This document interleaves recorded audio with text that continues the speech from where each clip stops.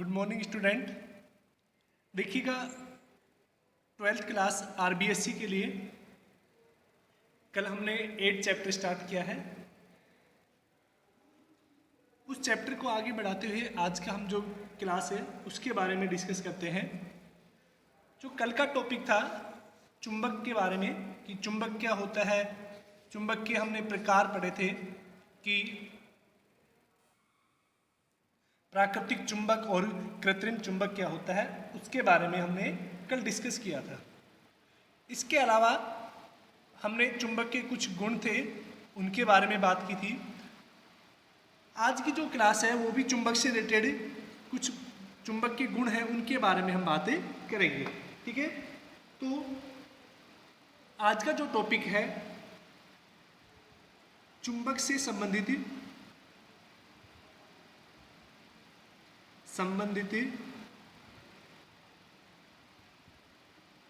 कुछ परिभाषाएं।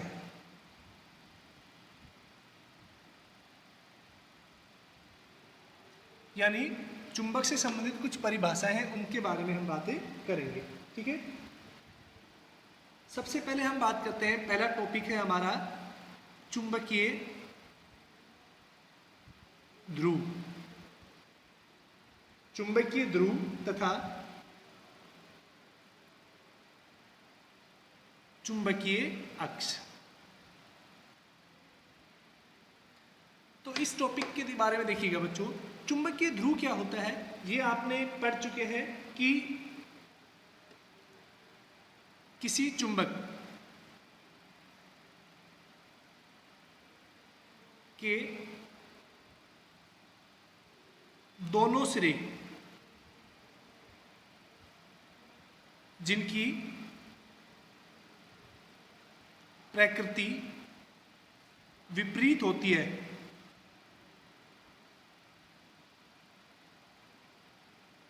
वे चुंबकीय ध्रुव कहलाते हैं।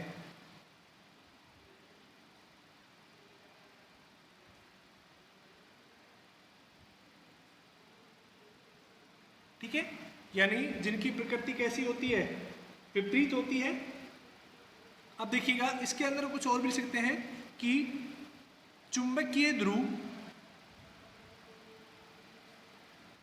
पर चुंबकीय बल का मान, चुंबकीय ध्रुव पर चुंबकीय आकर्षण बल का मान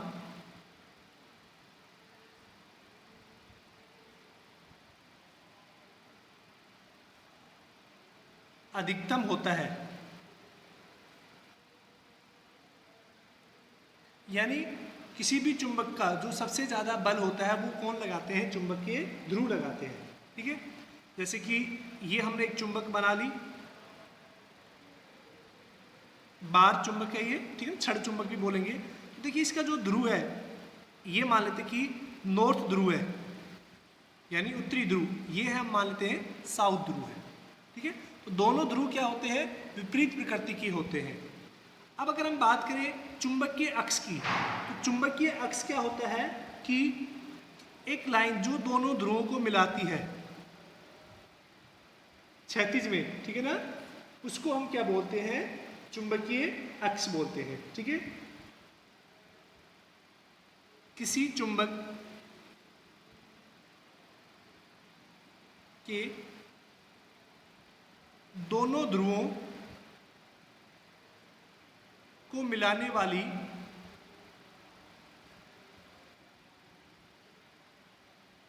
काल्पनिक रेखा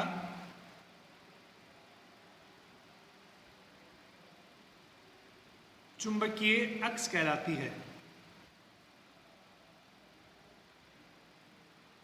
जैसे ये कोई रेखा हमने खींची है, ये क्या कर रही है, इन दोनों ध्रुवों को आपस में मिला रही है, नॉर्थ और साउथ को, तो इसको हम क्या बोलते हैं, काल्पनिक रेखा। मान लेते हैं कि ये चुंबक है, इसकी लंबाई कितनी है, L है। ठीक है, अब देखिएगा अगर हम बात करें चुंबक की प्रभावी लंबाई, नेक्स्ट टॉपिक है चुंबक की प्रभावी लंबाई। देखिएगा बच्चों, चुंबक की प्रभावी लंबाई क्या होती है? किसी भी चुंबक की ये कुल लंबाई है, यहाँ से लेके और ये तक, ये अगर कुल लंबाई है, किसी भी चुंबक के जो ध्रुव होते हैं वो बिल्कुल किनारे पर स्थित नहीं होते, ये थोड़े अंदर की ओर स्थित होते हैं, ठीक है ना। चुंबक के जो सिरे होते हैं उसके थोड़ा अंदर की ओर स्थित होते हैं। तो दो ध्रुवों के मध्य जो लंबाई होती है उसी को हम क्या बोलते हैं, चुंबक की प्रभावी लंबाई, यानी चुंबकीय ध्रुवों के मध्य की लंबाई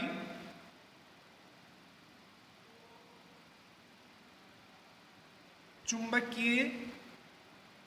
की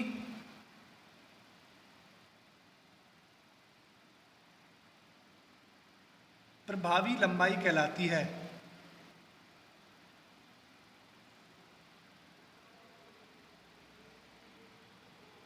समझ गए? चुंबक की प्रभावी लंबाई क्या होती है? केवल दोनों ध्रुवों के बीच की जो दूरी होती है वो क्या होती है, प्रभावी लंबाई। तो जो प्रभावी लंबाई होती है बच्चों, वो चुंबक की कुल लंबाई से छोटी होती है और वो लगभग होती है 0.84 इंटू कुल लंबाई। ठीक है, तो समझ गए? कुल लंबाई जैसे L है तो प्रभावी लंबाई क्या होगी, दोनों ध्रुवों के बीच की जो दूरी होती है उसको हम क्या बोलते हैं, प्रभावी लंबाई। क्लियर? अब देखिएगा, नेक्स्ट हम बात करते हैं कि चुंबकीय यामोत्तर, ठीक है ना, मैग्नेटिक मेरिडियन।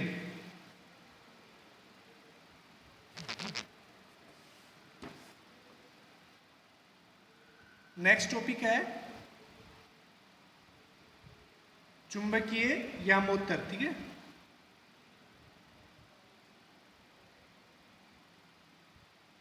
यामोत्तर देखिएगा, मैग्नेटिक मेरिडियन, ठीक है, क्या होती है, आपने ज्योग्राफिकल मेरिडियन पढ़ी है, ठीक है।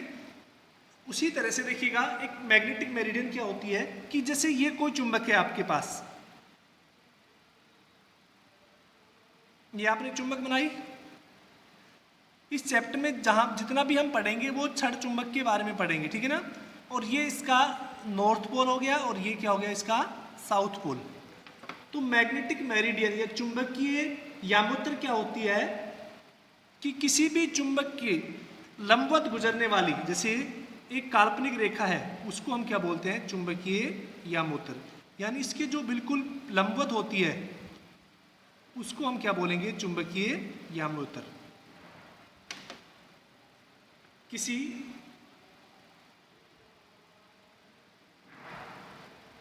चुंबक के ऊर्ध्वाधर तल से गुजरने वाला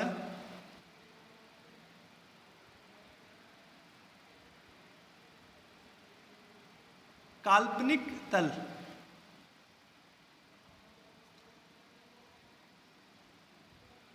किसी चुंबक के ऊर्ध्वाधर गुजरने वाला काल्पनिक तल चुंबकीय यामोत्तर कहलाता है।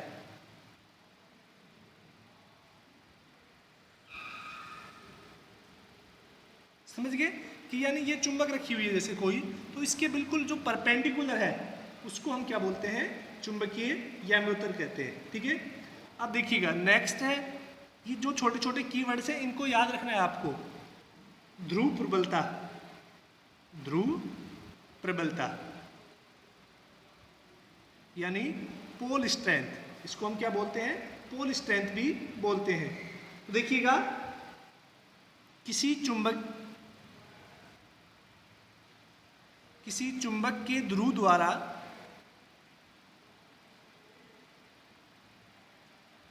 चुंबकीय पदार्थों को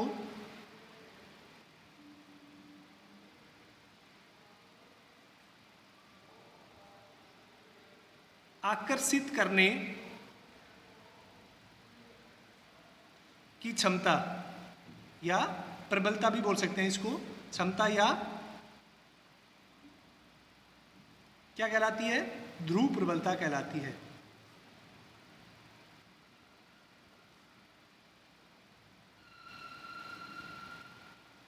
समझ गए?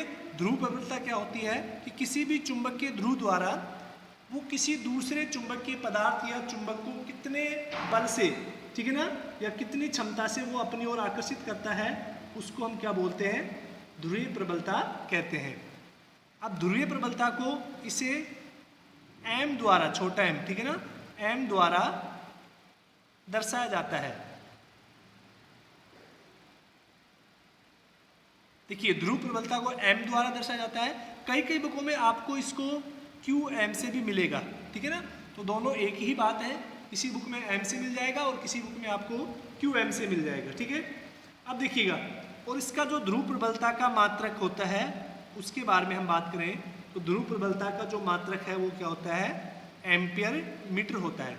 ध्यान रखना, ध्रुव प्रबलता का जो मात्रक होता है एम्पियर मीटर होता है।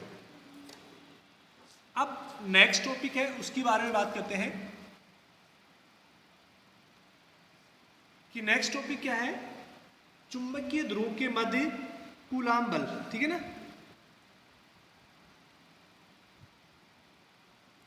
चुंबकीय ध्रुवों के मध्य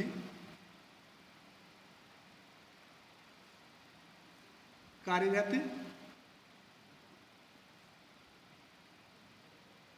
कूलाम बल। देखिएगा, ध्रुवीय चुंबकों के बीच जो कार्य कूलाम बल है उसके बारे में हम एक बार बात करते हैं। मान लेते हैं कि आपके पास ये दो चुंबक हैं, ये इसका नॉर्थ पोल हो गया और ये क्या हो गया? साउथ पोल, ठीक है। और ये दूसरी चुंबक होगी, ये इसका नॉर्थ पोल हो गया और ये साउथ पोल। अब मान लेते हैं कि ये जो पोल है इनके बीच की दूरी हम मान लेते हैं r है। कितनी दूरी है? r। क्लियर बच्चों? और मान लेते हैं कि इस वाले पोल का जो यानी ध्रुव है का ध्रुव प्रबलता कितनी है वो हम m1 मान लेते हैं, और इस वाले पोल की जो ध्रुव प्रबलता है उसको हम कितनी मान लेते हैं? m2 मान लेते हैं। क्लियर? अब देखिएगा, इन दोनों पोल के बीच में क्या लगेगा? एक बल लगेगा, चुंबकीय बल, और उस बल को हम कौन सा बल भी बोलेंगे? कूलाम बल। देखिए, चुंबकीय ध्रुवों का कूलाम बल, कूलाम बल के बारे में हमने पहले चैप्टर में पढ़ चुके हैं। दो आवेशों के मध्य लगने वाला जो बल होता है, स्थिर विद्युत बल, उसको ही हम क्या बोलते हैं? कूलाम बल। तो यहाँ पर जो चुंबकीय ध्रुवों के बीच जो बल लगता है उसको भी हम क्या बोलेंगे? कूलाम बल बोलेंगे। अब देखिएगा, तो इसका क्या होता है कि किसी भी चुंबक के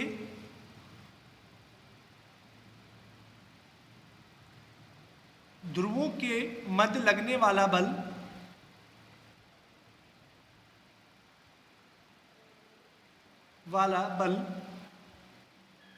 किसके समानुपाती होता है? बल ध्रुवों की प्रबलता, ध्रुवों की प्रबलता के गुणनफल के समानुपाती होता है। ठीक है, यानी जो ध्रुवों के बीच जो बल लगता है उनकी प्रबलता के क्या होता है? समानुपाती, यानी F है वो किसके प्रोपोर्शनल होता है? m1 और m2 के गुणनफल के। तथा ये इक्वेशन क्या होगी? फर्स्ट होगी। तथा ध्रुवों के मध्य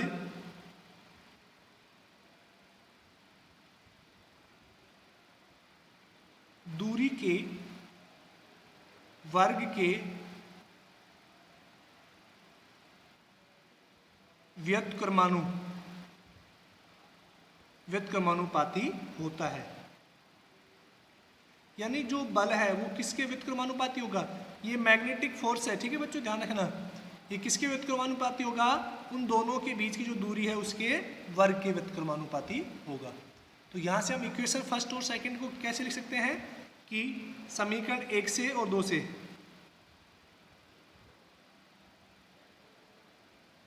कि जो F है वो किसके समानुपाती हो जाएगा?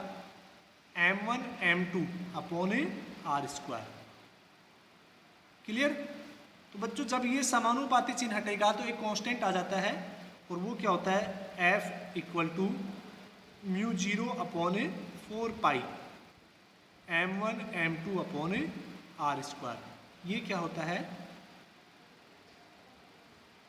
चुंबकीय ध्रुवों के मध्य लगने वाला कूलाम बल। क्लियर?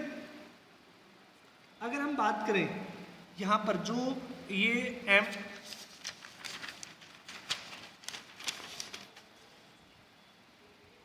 ये म्यू 0 अपॉन 4 पाई, ये क्या होता है?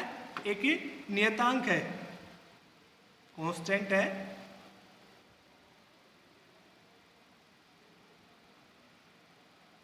जिसका मान कितना होता है? 10⁻⁻⁷। ये हम पढ़ चुके हैं पहले भी, पिछले वाले चैप्टर में आपने देखा होगा कि 10⁻⁻7 वेबर पर एम्पियर मीटर होता है। ठीक है बच्चों? और इसको क्या बोलते हैं? चुंबकीय पारगम्यता, याद हो तो। और इसको क्या बोलते हैं? इसे, ठीक है ना, चुंबकीय पारगम्यता।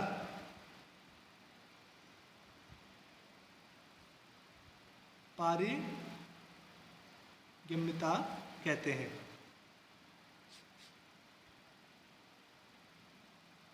ठीक है? अब देखिएगा, नेक्स्ट टॉपिक है, उसके बारे में बात करते हैं। तो यहां तक किसी को दिक्कत? बिल्कुल इजी टॉपिक है। अगर आप फर्स्ट चैप्टर को आपको क्लियर है तो इस चैप्टर में आपको कहीं पे भी दिक्कतें नहीं आएगी। हमने पहले बता चुके हैं कि पूरा लगभग 80% कॉन्सेप्ट हैं वो पूरे फर्स्ट चैप्टर के हैं। बस केवल और केवल आपको नाम चेंज करना है। जहां पर इलेक्ट्रिक फील्ड है वहां केवल मैग्नेटिक फील्ड, यानी जहां पर विद्युत क्षेत्र है वहां पर क्या करना है? आपको चुंबकीय क्षेत्र करना है। ठीक है? नेक्स्ट टॉपिक है, उसके बारे में बात करते हैं, चुंबकीय बल रेखाएं। चुंबकीय बल रेखाएं। बच्चों आपने विद्युत बल रेखाएं पढ़ चुके हैं आपने, इसलिए चुंबकीय बल रेखाएं और इन्हीं को हम बोल सकते हैं चुंबकीय क्षेत्र रेखाएं। ठीक है? दोनों एक ही नाम है कि चुंबकीय बल रेखाएं क्या होती हैं। ठीक है? तो किसी चुंबक के चारों ओर, किसी चुंबक के चारों ओर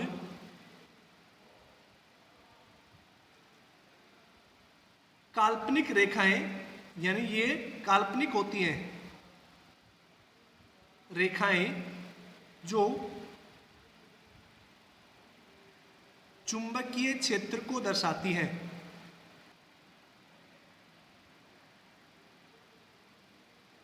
चुंबकीय क्षेत्र को दर्शाती है, उन्हें चुंबकीय बल रेखा कहते हैं।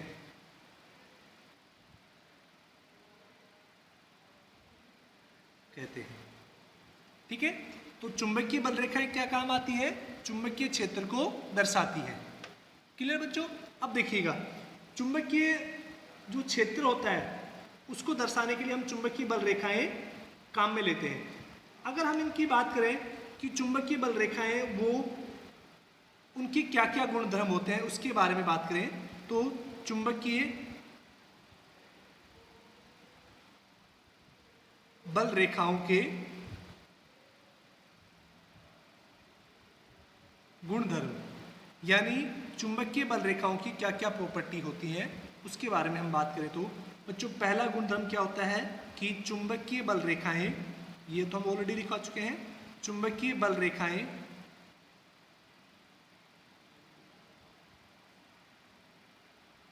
काल्पनिक होती है।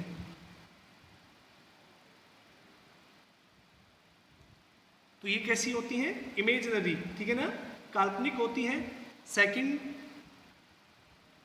जैसे विद्युत बल रेखाएं भी कैसी होती हैं? काल्पनिक। ठीक है? चुंबकीय बल रेखाएं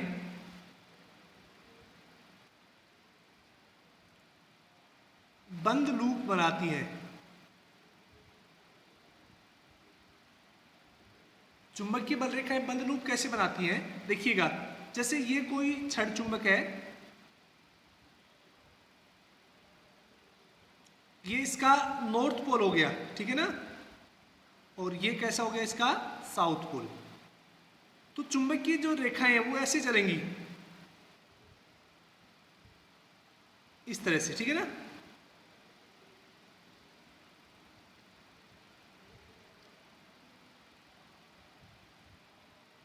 तो ये जहां से स्टार्ट हो रही हैं वहीं पर आके क्या होंगी, खत्म होंगी, ठीक है ना। तो ये कैसा लूप बनाती है, बंद लूप बनाती है। लेकिन आपको पता है कि विद्युत बल रेखाएं वो बंद लूप नहीं बनाती है, ठीक है। तो ये दो प्रॉपर्टी होगी। नेक्स्ट अगर हम प्रॉपर्टी की बात करें चुंबकीय बल रेखाओं की, तो देखिएगा नेक्स्ट प्रॉपर्टी क्या होती है कि थर्ड की गुण की बात करें, चुंबकीय रेखाएं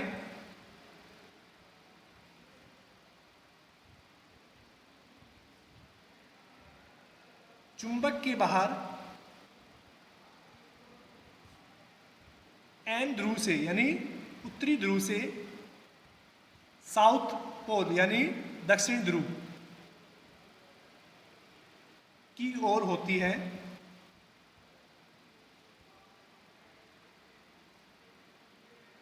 जबकि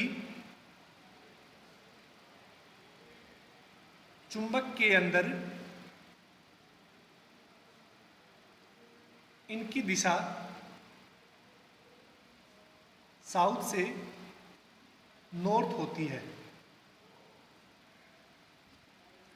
यानी बच्चों देखिएगा कि अगर हम बात करें, ये चुंबक के बाहर तो नॉर्थ से ऐसे चलती है और साउथ की ओर आती है, ठीक है ना। लेकिन चुंबक के अंदर क्या होती है, ये साउथ पोल है, इससे चल के और नॉर्थ पोल की तरफ जाती है। तो ये ध्यान रखना कि चुंबकीय बल रेखाएं बाहर तो नॉर्थ से साउथ की ओर और अंदर कैसी होती हैं, साउथ से नॉर्थ की ओर चलती है, ठीक है। नेक्स्ट पॉइंट की बात करें, और ये काफ़ी इंपॉर्टेंट पॉइंट है और इसको कई बार एग्जाम में पूछा गया है कि दो चुंबकीय बल रेखाएं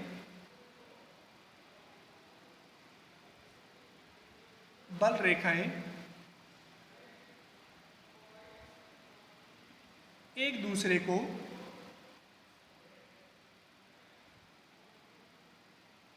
काटती नहीं है।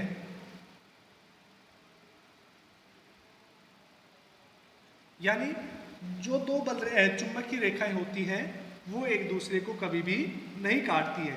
अब क्यों नहीं काटती है, क्योंकि आपको पता है कि इसका कारण लिखता हूं, क्योंकि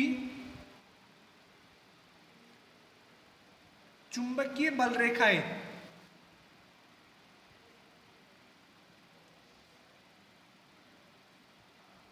की स्पर्श रेखा किसको दर्शाती है, चुंबकीय क्षेत्र को दर्शाती है।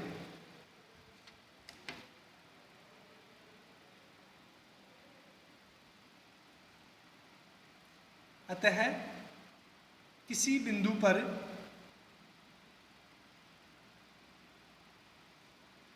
एक समय चुंबकीय क्षेत्र की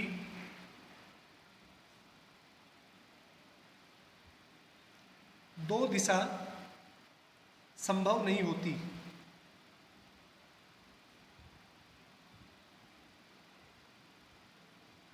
ठीक है, यानी आपको पता है कि जो चुंबकीय बल रेखाएं हैं, ठीक है ना, वो कभी भी एक दूसरे को क्यों नहीं काटती, क्योंकि चुंबकीय बल रेखाएं की जो स्पर्श रेखा है वो किसको दर्शाती है, चुंबकीय क्षेत्र को दर्शाती है।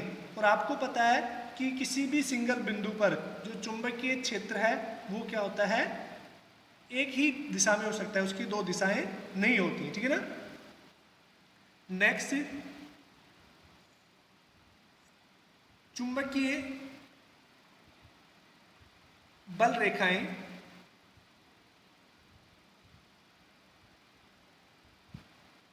ध्रुवों पर सघन होती हैं। ध्रुवों पर सघन होती है, इसका मतलब क्या हुआ कि ये जो ध्रुव होते हैं इनके ऊपर ये पास पास होती है। जैसे कि ये ध्रुव है, इनके ऊपर पास पास होंगी इस तरह से,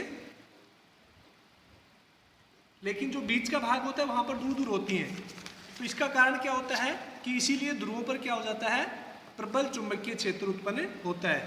अतः या इस कारण ध्रुवों पर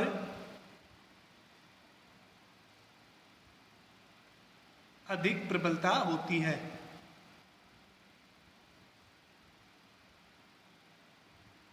ठीक है, तो ध्रुवों पर क्या होती है, अधिक प्रबलता होती है। अब देखिएगा नेक्स्ट अगर हम बात करें समान चुंबकीय क्षेत्र यानी यूनिफॉर्म मैग्नेटिक फील्ड। ठीक है ना, तो समान चुंबकीय क्षेत्र क्या होता है कि यदि चुंबकीय बल रेखाएं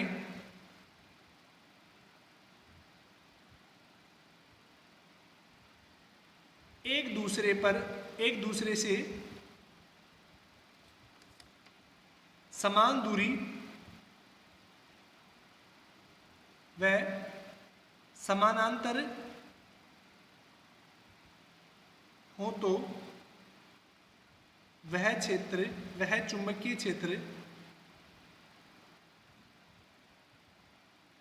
कैसा होगा, समान चुंबकीय क्षेत्र कहलाएगा।